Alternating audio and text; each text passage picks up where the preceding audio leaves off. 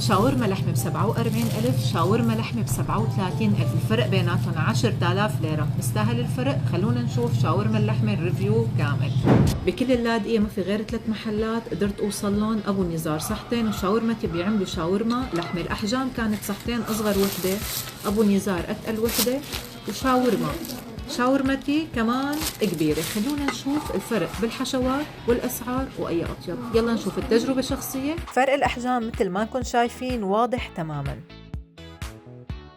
بنبلش بشاورمتي، كمية الحشوة مثل ما نكون شايفين معتدلة متناسبة. لنشوف النكهة.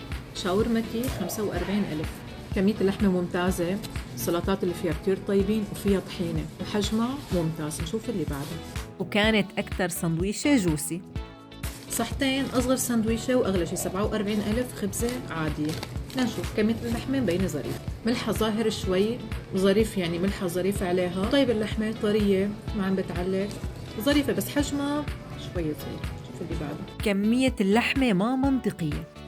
أبو نزار سعر 37,000، كمية اللحمة ممتازة بس بتهمنا النكهة كتير طيبة، مليانة لحمة أدسم من كلهم، ملحة أظهر إسا بس فرق 10,000 تنشرى بقوة. طيب حبة. من وين تشتروا شاورما لحم؟ باللاذقية. بالنسبة إلي إذا بغض النظر عن الحجم، صحتين نكهاته متوازنة. أبو نزار الناس اللي بتحب النكهات الثقيلة وسعرها ممتاز وحشوتها ممتازة. شاورمتي اللي بيحب النكهات الخفيفة إن كان ملح وإن كان دسامة. شو رأيكم أنتو؟ اكتبوا لي بالتعليقات، تابعوني وابعتوا الفيديو لرفقاتكم.